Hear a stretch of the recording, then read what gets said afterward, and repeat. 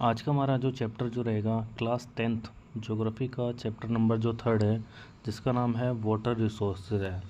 ठीक है ना। वाटर एक तरीके से जो रिसोर्सेज है, इससे पहले वाले जो चैप्टर है जिसमें चैप्टर नंबर 1 जो था, इसमें हमने ये देखा है कि रिसोर्सेज होते क्या हैं। फिर चैप्टर नंबर जो 2nd है, इसमें forest and wild life resources है कि फॉरेस्ट और जो वाइल्ड लाइफ है हमारी लाइफ के लिए कितना इम्पोर्टेंट है या एज ए रिसोर्स कैसे। अब जो चैप्टर नंबर जो 3rd है, इसमें साइड में सबसे पहले हमने कुछ पॉइंट्स देखे हैं। तो इनमें हम क्या क्या देखेंगे, सबसे पहला है हाइड्रोलॉजिकल जो साइकिल है। सेकंड हो जाएगा कि वाटर रिसोर्सेज को लेकर कुछ फैक्ट्स है। फिर है सबसे जो इम्पोर्टेंट है, ठीक है ना, बोर्ड पर्सपेक्टिव में, वो है कि कॉजेज़ ऑफ वाटर स्कैरसिटी। और इसके बाद है कि conserve and the water management, ये हम देखेंगे। फिर इसके बाद देखेंगे इम्पोर्टेंट है advantages and disadvantages of multipurpose river project है। Rain water harvesting system, roof to rain water harvesting है। और लास्ट में है बम्बू ट्रिप इरिगेशन है। तो सबसे पहला क्या है, यहाँ पर है वाटर रिसोर्सेज को लेकर है कुछ जो फैक्ट्स है। तो water resources is a renewable resources है, यानी कि रीनेबल रिसोर्सेज है। आपने पहले भी देखा होगा, रीनेबल रिसोर्सेज ऐसे रिसोर्सेज है जिनको हम दोबारा से रिप्रोड्यूस या रीजनरेट है वो किया जा सकता है। ऐसे रिसोर्सेज को हम क्या कहेंगे, रीनेबल रिसोर्सेज है। उसी तरीके से वाटर जो हमारा है एक रीनेबल रिसोर्सेज है। जो अर्थ है, जो 3/4 जो अर्थ सरफेस है कवर्ड विद जो वाटर है, और इसमें वाटर तो बहुत है लेकिन जो फ्रेश वाटर है बहुत ही कम है। ठीक है ना, क्योंकि 96% जो वाटर है वो किस फॉर्म में है, वो है ओशन में है, जो है सॉल्ट वाटर है। सिर्फ और सिर्फ है only 2.6 water is fresh water है। कितना है कि 96% जो वाटर है वो क्या है, सॉल्ट वाटर है, और 2.6% जो वाटर है वो है फ्रेश वाटर है। अब 2.6% में भी जो 70% जो water from form of the glacier and the ice sheet है, यानी कि 70% जो है, यानी कि जो हमारा फ्रेश वाटर है उसमें से भी 70% जो वाटर है किस फॉर्म में है, ग्लेशियर की फॉर्म में है, आइस शीट की फॉर्म में, ये अंटार्कटिका के अंदर है जो, ठीक है ना, जो अवेलेबल है। वहीं जो 30% है वो है जो ग्राउंड वाटर है। ठीक है ना, हम जिसको एक्सेस कर सकते हैं या जिनको यूज़ कर सकते हैं वो कितना है, 30% वाटर ग्राउंड वाटर है जो अवेलेबल है हमारे लिए।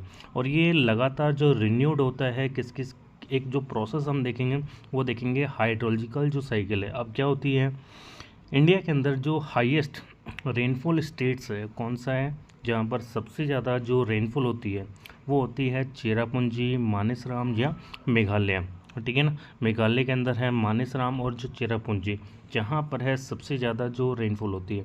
तो हाइड्रोलॉजिकल जो साइकिल है, क्योंकि वाटर जो हमारे लिए अवेलेबल होता है किसके कारण है, हाइड्रोलॉजिकल जो साइकिल है। तो सबसे पहले हाइड्रोलॉजिकल साइकिल होती क्या है, hydrological cycle is known as the water cycle है। जो हमने पहले भी पढ़ा होगा कि वाटर साइकिल है, उसी को हम क्या कहते हैं, हाइड्रोलॉजिकल साइकिल है। और ये एक वाटर साइकिल में क्या होता है कि इट्स सर्कुलेशन ऑफ वाटर, लगातार क्या है कि वाटर का जो सर्कुलेशन होता है, ठीक है ना, किसके बीच में, अर्थ, एटमॉस्फेयर एंड लैंड। जैसे कि साइड में ये दिया गया होगा कि हमारे लिए कौन कौन से, क्योंकि ये जो हाइड्रोलॉजी साइकिल है ये अलग अलग प्रोसेसेस के ज़रिए हमारे लिए अवेलेबल होता है। तो this process involve the evaporation, condensation and precipitation है। तो सबसे पहले है कि इवेपोरेशन है, कि वाटर क्या होता है, इवेप होता है, वाष्पीकरण है।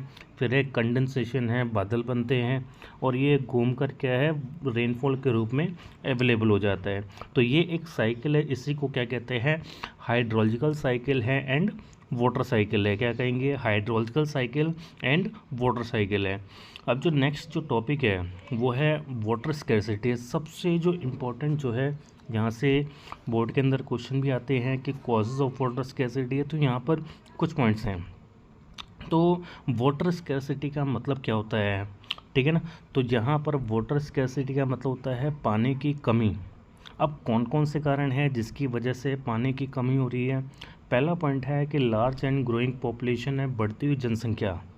अब जैसे जैसे जनसंख्या बढ़ेगी तो क्या क्या होगा, इंक्रीज इन पॉपुलेशन है, जनसंख्या बढ़ेगी तो साथ साथ क्या होगी, डिमांड बढ़ेगी।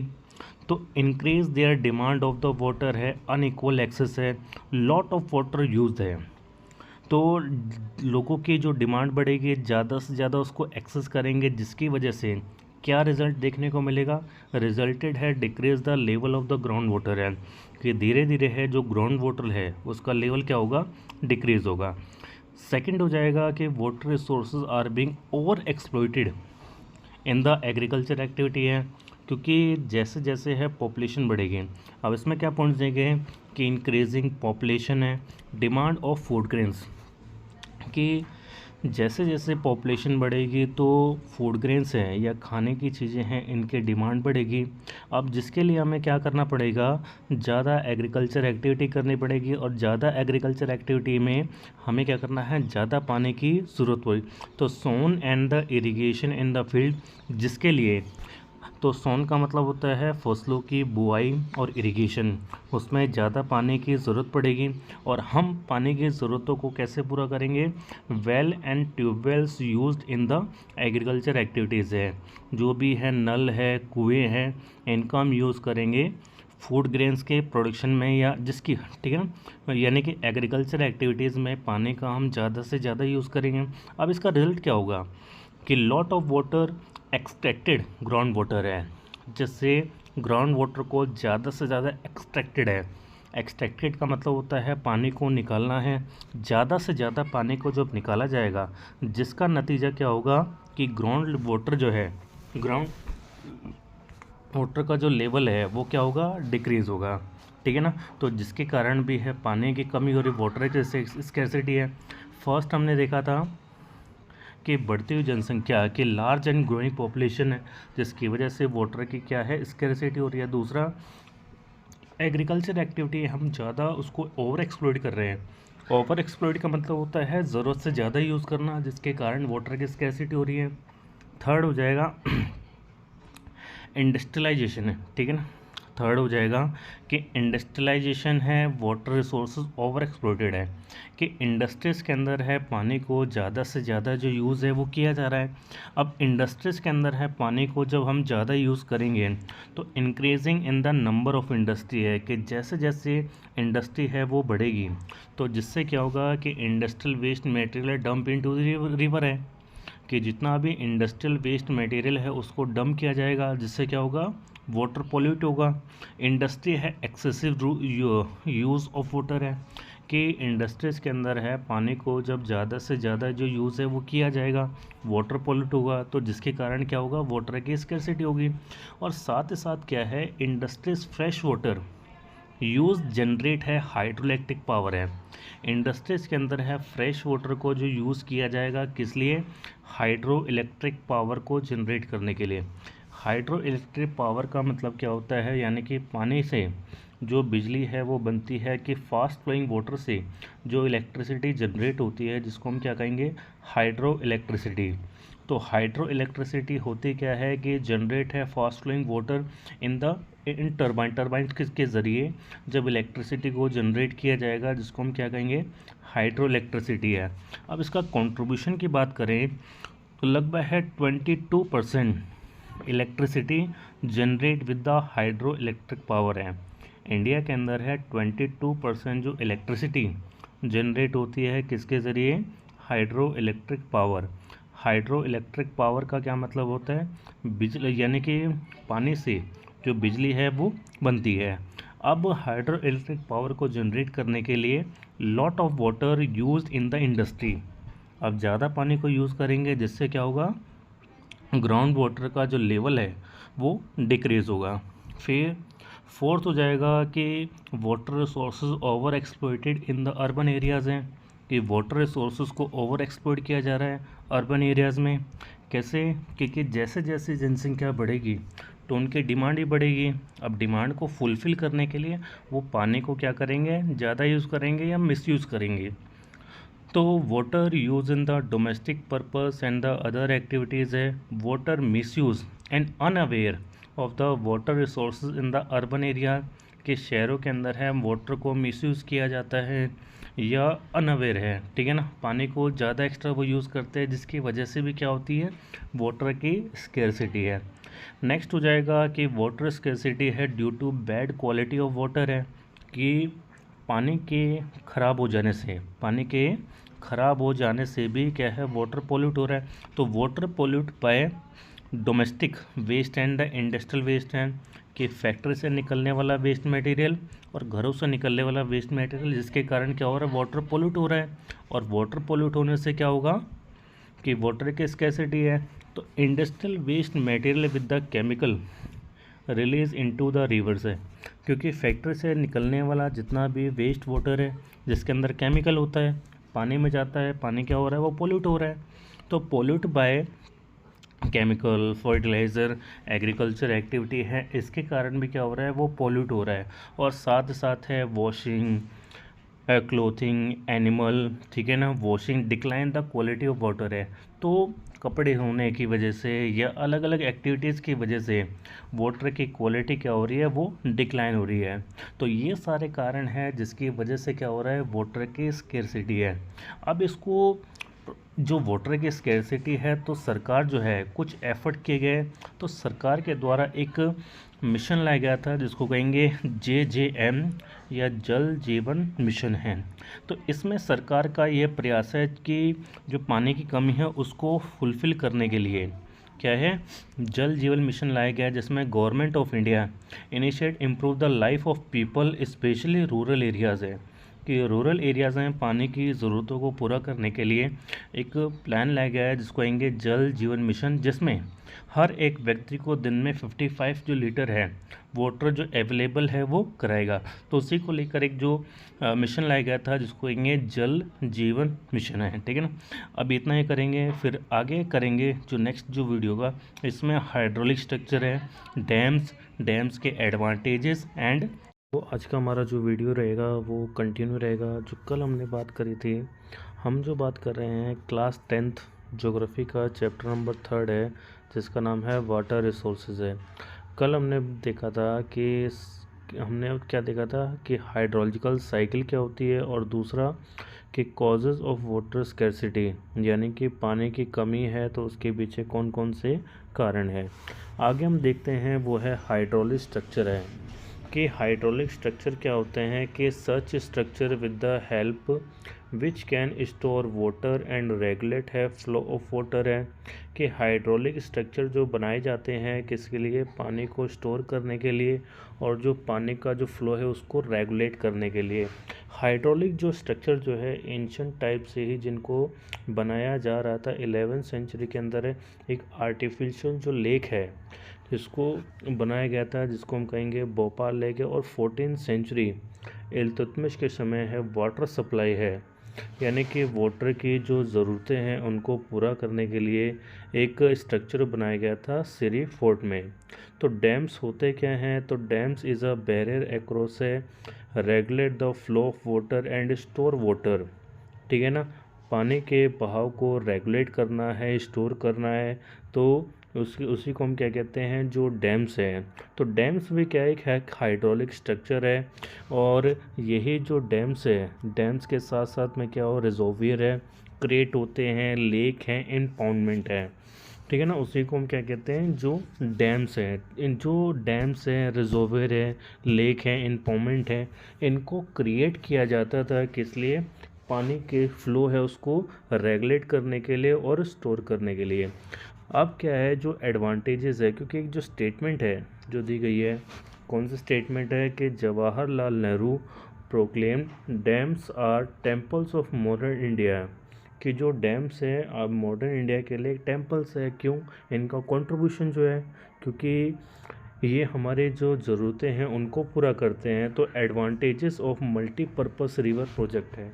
एडवांटेज का मतलब है कि बेनिफिट्स हैं, तो क्या क्या फ़ायदे हैं, जिसमें सबसे पहला जो एडवांटेजेस हैं कि dams water provide for irrigation है, कि डैम्स के क्या क्या बेनिफिट्स हैं, कि ये हमें वाटर प्रोवाइड करता है किस लिए, इरिगेशन है, इरिगेशन का मतलब सिंचाई के लिए। दूसरा है कि water supply for domestic and the industrial use है, कि पानी की जो सप्लाई होती है किसके लिए, घरेलू है या घरों के लिए और इंडस्ट्रीज़ के लिए। थर्ड हो जाएगा कि जनरेट है हाइडल पावर है। आपको बताया था कि हाइडल पावर है या हाइड्रो इलेक्ट्रिसिटी क्या होती है, कि फास्ट फ्लोइंग वाटर से जो इलेक्ट्रिसिटी जनरेट होती है इसी को हम क्या कहेंगे, हाइडल पावर है या हाइड्रो इलेक्ट्रिसिटी। फ्लड कंट्रोल है, ठीक है ना, फ्लड को क्या करता है, कंट्रोल करता है। साथ साथ क्या है कि कंट्रोल है soil erosion and land degradation है। फिर रिक्रिएशन है, इनलैंड नेविगेशन है, कि सॉइल इरोजन है। सॉइल इरोजन का मतलब क्या होता है, सॉइल की जो क्वालिटी है, सॉइल की क्वालिटी को डिक्लाइन होने से क्या है, बचाता है। और साथ साथ है जो लैंड डिग्रेडेशन है, लैंड का मतलब है कि लैंड की क्वालिटी जो डिस्ट्रॉय हो रही है तो उनको बचाता है। साथ साथ है कि रिक्रिएट करता है, रिक्रिएशन है, या जो देखते हैं हम जो बोटिंग वाला सिस्टम जो होता है, ठीक है ना, तो रिक्रिएशन द इनलैंड नेविगेशन है, टूरिज़्म है and prosperity agriculture and industry है, कि डैम की वजह से हमें जो प्रॉस्पेरिटी है, प्रॉस्पेरिटी का मतलब क्या होता है, प्रॉस्पेरिटी का मतलब संपन्न है, तो एग्रीकल्चर और इंडस्ट्री के अंदर प्रॉस्पेरिटी हमें देखने को मिलता है। तो ये तो हो गए जो एडवांटेजेस हैं, ये सारे क्या हो गए जो एडवांटेजेस है। और साथ साथ में दो चीज़ यहाँ पर है कि भाखड़ा नांगल जो डैम है, वैसे तो कई प्रोजेक्ट हैं, आगे हम देखेंगे जो डैम्स में मैप में जो आपका आएगा। अभी जो दो डैम्स हैं इसके एडवांटेजेस है, एक तो है कि भाखड़ा नांगल जो डैम है इसके बेनिफिट्स क्या हैं, कि इरिगेशन एंड हाइड्रो इलेक्ट्रिसिटी, कि ये जो डैम्स हैं वाटर प्रोवाइड करते हैं इरिगेशन के लिए और जनरेट करते हैं हाइड्रो इलेक्ट्रिक पावर।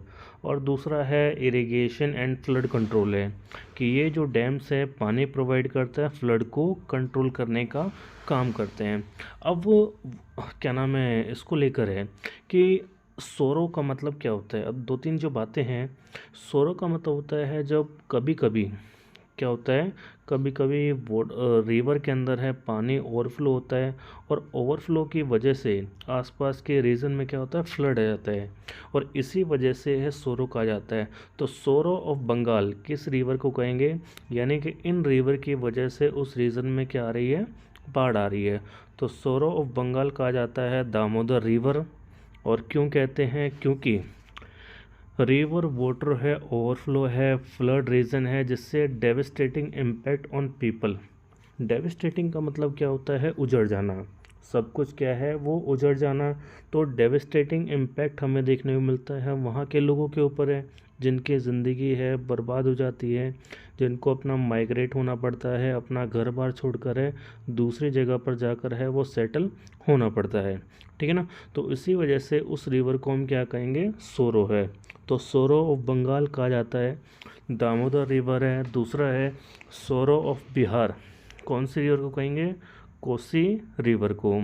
और सोरो ऑफ आसाम, आसाम वो हो जाएगा ब्रह्मपुत्र रिवर है। अब जो नेक्स्ट है आपके मैप से रिलेटेड है, तो हमें क्या देखना है कि डैम्स, रिवर एंड स्टेट है। तो सलाल जो प्रोजेक्ट है कौन सी रिवर पर है, सलाल प्रोजेक्ट है, ये है चेनाब रिवर है, स्टेट हो जाएगा जम्मू एंड कश्मीर। दूसरा जो डैम है वो है भाखड़ा नांगल डैम, ये कौन सी रिवर के ऊपर है, सतलुज ब्यास रिवर है, स्टेट हो जाएगा हिमाचल प्रदेश। थर्ड हो जाएगा टेहरी डैम, टेहरी डैम कौन सी रिवर पर है, गंगा, और स्टेट हो जाएगा उत्तर प्रदेश। फोर्थ हो जाएगा राणा प्रताप सागर डैम है, river Chambal, state Rajasthan. Next है सरदार सरोवर डैम, कौन सा है, सरदार सरोवर डैम, रिवर नर्मदा है, स्टेट हो जाएगा गुजरात है। सिक्स्थ हो जाएगा हीराकुड डैम, ठीक है ना, याद रखना है हीराकुड डैम है, ये कौन से रिवर के ऊपर है, वो है महानदी रिवर, और स्टेट हो जाएगा उड़ीसा। नेक्स्ट हो जाएगा तुंगभद्रा, कौन सा है, Tungabhadra dam, Tungabhadra river, state हो जाएगा कर्नाटका है। फिर है नागार्जुन सागर डैम, कौन सा है, नागार्जुन। बच्चों आज का जो हमारा जो वीडियो है वो कंटिन्यू रहेगा, इससे पिछले वाला जो वीडियो था ठीक है ना, जो हम कर रहे थे class 10th water resources geography का 3rd चैप्टर है, जिसमें हम कर रहे थे जो डैम्स के बारे में। तो इसमें हम डैम्स कर रहे थे जो कौन सा डैम्स, रिवर और स्टेट। तो सलाल जो प्रोजेक्ट है वो कौन से रिवर के ऊपर है, वो है चेनाब रिवर। स्टेट हो जाएगा जम्मू एंड कश्मीर। भाखड़ा नांगल जो डैम है रिवर देखना है, सतलुज ब्यास रिवर। स्टेट हो जाएगा हिमाचल प्रदेश। टेहरी डैम है गंगा रिवर और उत्तराखंड। राणा प्रताप सागर डैम ये Chambal river Rajasthan. Sardar Sarovar dam Narmada river और गुजरात। हीराकुड जो डैम है महानदी रिवर और उड़ीसा। तुंगभद्रा जो डैम है Tungabhadra dam Tungabhadra river Karnataka. Nagarjuna Sagar dam Krishna river है और आंध्र प्रदेश है। इससे पहले हमने एडवांटेजेस देखेंगे। जो नेक्स्ट हेडिंग है वो है disadvantages of multipurpose river project है, यानी कि जो डैम्स है इसके डिसएडवांटेजेस क्या है। फर्स्ट है excessive sediment at the bottom है। जब जो सेडिमेंट है ज़्यादा मात्रा में इकट्ठे होते हैं, अब जो इकट्ठे होने से बॉटम में इकट्ठे होने से तो क्या इफ़ेक्ट होता है, एक तो वाटर का जो फ्लो है उसे इफ़ेक्ट करता है, साथ ही साथ क्या है जो इक्वेटिक लाइफ है, इक्वेटिक लाइफ एंड स्पीसीज़ को क्या करता है, इफ़ेक्ट करता है। इक्वेटिक लाइफ का मतलब है कि पानी के अंदर जो रहने वाले जितने भी जीव हैं उनकी लाइफ को इफ़ेक्ट करता है। और साथ ही साथ ऐसे सबमर्ज है, एग्जिस्टिंग है, नेचुरल वेजिटेशन है कि नेचुरल वेजिटेशन के डैम की वजह से जो आसपास में जितना भी वेजिटेशन उनको मर्ज करता है, तो ये नेगेटिव हो जाएगा। दूसरा हो जाएगा जो सोशल जो मूवमेंट है, जिसमें नर्मदा बचाओ आंदोलन, टेहरी आंदोलन है। अब ये क्यों हो रहा है, क्योंकि डैम की वजह से बड़ी संख्या में लोगों को डिस्प्लेसमेंट होना पड़ता है, अपनी ज़मीन छोड़ के अपना घर बार छोड़ के दूसरी जगह पर क्या होना पड़ता है, माइग्रेट होना पड़ता है।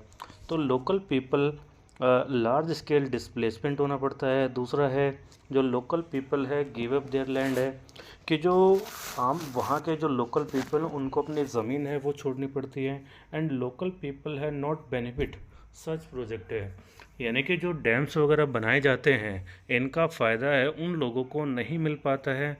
थर्ड हो जाएगा कि water intensive and the commercial farming.